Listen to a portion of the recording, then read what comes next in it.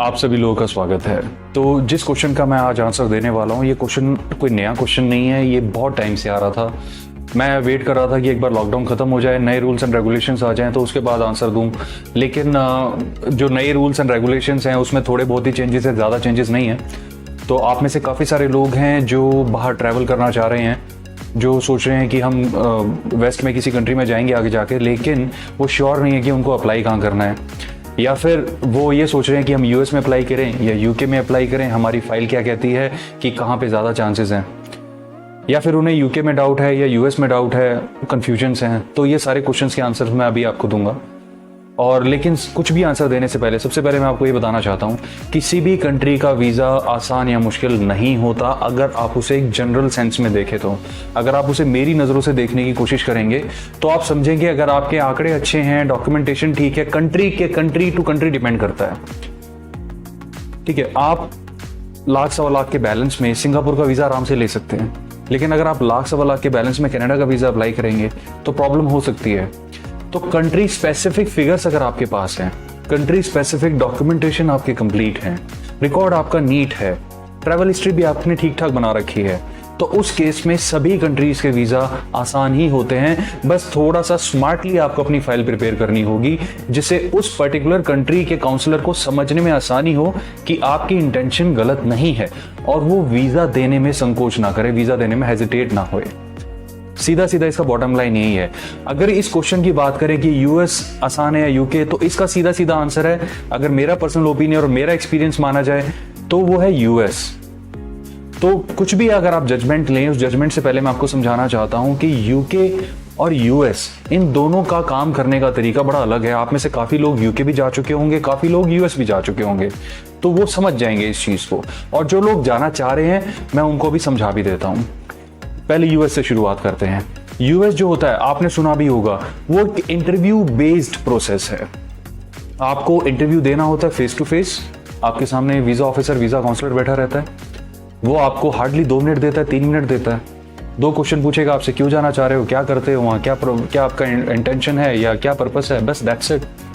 उसी में ही वो पूरा सोच लेता है कि आपको देना है कि नहीं देना। उसके हाथ में आपका पासपोर्ट होता है एक, और DS-160 होता है फॉर्म DS-160 क्या होता है, जिसमें आपकी सारी डिटेल होती है, एक तरह से वीजा फॉर्म। मतलब अगर मैं आपको सीधी सरल भाषा में बोलूँ तो वीजा फॉर्म। उसमें ये लिखा होता है आप कब जाना चाहते हैं, क्यों जाना चाहते हैं, आपके क्या फाइनेंसेस हैं, क्या पर्सनल लाइफ है, पासपोर्ट डिटेल्स क्या है, ये सारी चीजें लिखी होती हैं। तो शायद वो DS-160 को इतना इलेबोरेटिव तरीके से ना देखे, लेकिन वो आपको बड़े इलेबोरेटिव तरीके से देख सकते हैं और आपको पता भी नहीं लगने देंगे कि उन्होंने आपको कब देखा। वो आपकी बॉडी लैंग्वेज रीड करेंगे, फेशियल एक्सप्रेशन रीड करेंगे, आपके आंसर जो आएगी, जो आपकी वॉइस मॉड्यूलेशन होती है उसको स्टडी करेंगे, दैट्स इट। और ये सारा करते कितने में, हार्डली 30 सेकेंड्स, 1 मिनट में, दैट्स इट। इतने एक्सपर्ट होते हैं और उसी में डिसाइड कर लेते हैं। तो किसको अप्लाई करना चाहिए? अगर आपका कॉन्फिडेंस अच्छा है, पहली चीज। दूसरा, आपका ट्रैक रिकॉर्ड अच्छा है। तीसरा, आपकी ट्रैवल हिस्ट्री भी है, थोड़ी बहुत ही सही लेकिन होनी चाहिए। चौथा, आपके फाइनेंसेस ठीक हैं, मतलब मैं कहूंगा एवरेज भी हैं, तो भी आप अप्लाई कर सकते हैं। लेकिन ये सारी चीजें अगर आप यूके में अप्लाई करेंगे तो वहां मुश्किल हो जाएगा, क्यों? यूके आपकी फाइल को बहुत डिटेलिंग में देखेगा। वो देखेगा आपकी सैलरी कितनी आ रही है, किस ऑर्डर में आ रही है, कौन सी तारीख को आती है, किस जगह से आ रही है, आपकी ITR क्या कहती है, ITR में इनकम कितनी शो करी है, अकाउंट्स में कितनी शो हो रही है, ये सारी चीजें वो स्टडी करेगा। ये सारी देखने के बाद ही वो आपको एंट्री पास देता है, वीजा देता है। तो इसीलिए यूके थोड़ा सा मुश्किल है। अगर आप में कॉन्फिडेंस लगता है कि भाई मैं दूसरों के आगे इतना खुल के नहीं बोल सकता, मैं किसी और के आगे थोड़ा घबरा जाता हूं, मेरे से कोई क्वेश्चन पूछे तो आंसर देने में मेरे को हिचकिचाहट होती है, उस केस में प्लस और मेरे फाइनेंसेस अच्छे हैं, मेरा अकाउंट स्टेटमेंट अच्छा है, 7-8 लाख रुपए रखे हैं, मेरी इनकम भी ठीक है, ITR भी मेरी अच्छी है, ट्रैवल हिस्ट्री भी मेरे पास थोड़ी बहुत है, या मान लीजिए ट्रैवल हिस्ट्री नहीं भी है, तो उस केस में मैं यूके लगाऊंगा, वो ज्यादा बेटर डिसीजन होगा आपका। लेकिन अगर आपका कॉन्फिडेंस अच्छा है, आंकड़े थोड़े से भी कम हैं, ज्यादा स्ट्रांग नहीं भी है, तो यूएस ज्यादा बढ़िया है।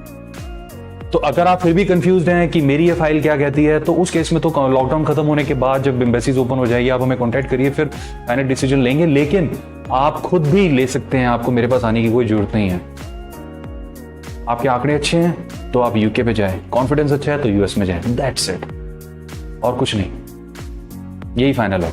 काफ़ी सारे क्वेश्चंस कनाडा को लेके भी आ रहे हैं, उस पर भी मैं डिटेल्स बना रहा हूँ एक्चुअली अभी, और मैं 1-2 दिन के अंदर उसकी भी डिटेल्स अपलोड कर दूंगा कि कनाडा अगर आप जाना चाह रहे हैं तो किस तरीके से जा सकते हैं, वीज़ा मिलने के चांसेस क्या होते हैं, दूसरी कंट्रीज़ के मुकाबले कितनी अच्छी होती है, ट्रैवल हिस्ट्री में जाएँ तो कहाँ जाएँ, और मतलब काफ़ी सारे कनाडा को लेके क्वेश्चंस हैं, तो वो भी मैं जल्दी उसकी डिटेल्स आपके लिए लेकर आऊँगा। तो अभी तो मैं यही उम्मीद कर रहा हूँ कि आपको ये कंसेप्ट समझ में आ गया होगा, और जैसे कि लॉकडाउन 3rd बार फिर एक्सटेंड हो गया है, तो बस थोड़े से दिन की और बात है, थोड़ा और संभल के हमें रहना है, दैट्स इट, और कुछ नहीं। आने वाले टाइम में जो भी वीज़ा में चेंजेस होंगे वो सबसे पहले मैं ही आपको अपडेट दूंगा, हम ही अपडेट देंगे। अभी क्योंकि ऑफिसेस हर जगह क्लोज्ड हैं, और मैं, आप देख ही रहे हैं, मैं अपने घर से ही आपके साथ वीडियो लॉगिंग कर रहा हूँ इतने दिनों से, तो यही कोशिश रहती है कि मैं आप तक कोई ना कोई डिटेल्स लाता रहूँ। और कुछ लोगों ने ये भी पूछा है कि मैंने कौन सा कोर्स किया था, इतनी डिटेल्स मेरे को कैसे पता है, तो उसका आंसर भी मैं आपको आगे जाके दे दूंगा। ऐसा कोई इतना मुश्किल नहीं है, इसे सब आप भी सीख सकते हैं, इतना कोई मुश्किल नहीं है। बस ये थोड़ा सा है लाइफ में, जो मेरा जो वर्क एक्सपीरियंस है बड़ा वॉलेटाइल रहा है, वो कोई एक सिंगल प्लेटफॉर्म पे नहीं रहा है, तो मैं आपको उसकी डिटेल्स भी दे दूंगा। अगर आप खुद भी एक्सपर्ट होना चाहते हैं तो वो भी हो जाएंगे। तो चलिए, अपना समय देने के लिए बहुत बहुत धन्यवाद। दोबारा फिर मिलेंगे, बाय बाय।